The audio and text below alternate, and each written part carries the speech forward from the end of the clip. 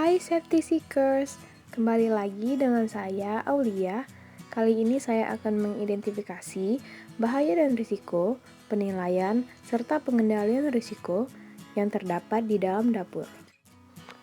Aspek kesehatan dan keselamatan kerja tidak hanya untuk pekerja yang bekerja di industri, namun aspek ketiga juga bisa kita temui di lingkungan sekitar kita.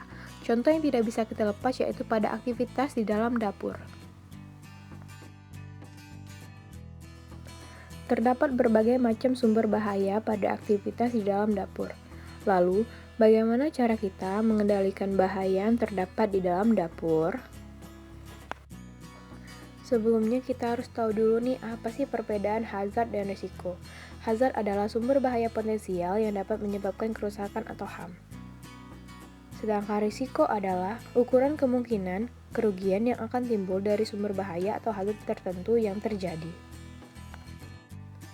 Nah, kita udah masuk nih ke pembahasan yang pertama, yaitu identifikasi bahaya dan risiko di dalam dapur. Setelah dilakukan identifikasi, didapatlah 8 hazard dengan masing-masing risiko yang ditimbulkan. Hazard yang pertama yaitu memotong bahan makanan yang ingin diolah dengan pisau. Risiko yang terjadi yaitu tersayat dan luka. Hazard yang kedua yaitu anak batu lumpang dari cobek jatuh mengenai kaki. Risikonya adalah memar dan luka. Hazard yang ketiga adalah suara mesin blender yang bising. Risikonya yaitu mengganggu proses komunikasi di dalam rumah dan pendengaran tidak nyaman.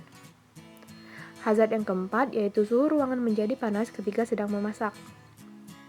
Risikonya tubuh menjadi gerah. Hazard yang kelima yaitu gas LPG. Risikonya adalah menimbulkan ledakan, kebakaran hingga meninggal dunia. Hazard yang keenam yaitu terdapat genangan air di lantai. Risikonya terpeleset hingga jatuh. Hazard yang ketujuh yaitu percikan minyak saat menggoreng. Risikonya adalah tangan melepuh dan luka. Dan hazard yang terakhir yaitu kompor. Risikonya tangan melepuh terkena besi kompor dan terbakar serta meledak jika terhubung dengan LPG. Selanjutnya kita masuk ke pembahasan yang kedua yaitu penilaian risiko. Penilaian ini dilakukan dengan mencari nilai probabilitas bahaya dengan nilai severity dari bahaya, kemudian dari kedua nilai tersebut akan didapat level risiko pada masing-masing bahaya yang ditemui. Dari kedelapan bahaya yang ditemui, didapatlah bahaya dengan level risiko yang tinggi, yaitu yang pertama, memotong bahan makanan yang ingin diolah dengan pisau. Yang kedua, suhu ruangan. Yang ketiga adalah percikan minyak saat menggoreng. Untuk pembahasan yang ketiga, yaitu pengendalian ketiga risiko yang memiliki level risiko yang tinggi. Pengendalian risiko untuk bahaya pisau. Yang pertama itu ada eliminasi, menyingkirkan benda tajam. Yang kedua itu ada substitusi, mengganti alat yang lebih modern agar dapat meminimalisir terjadinya kecelakaan. Yang ketiga ada rekayasa engineering, pemberian finger guard dan tutup pisau jika sedang tidak digunakan. Yang keempat itu ada administrasi, menyediakan set tempat menyimpan pisau serta diberi rambu K3 awas benda tajam. Dan terakhir itu ada alat pelindung diri, yaitu menggunakan sarung tangan memasak. Selanjutnya, pengendalian risiko untuk hazard suhu ruangan, itu yang pertama ada eliminasi, menghilangkan hal-hal yang mengakibatkan sirkulasi udara terhambat masuk, dan menjauhkan diri saat proses memasak berlangsung, jika bahan yang dimasak memerlukan proses yang lama.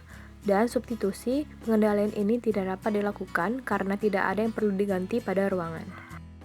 Yang ketiga ada rekayasa engineering, memasang alat pengisap uap di atas kompor.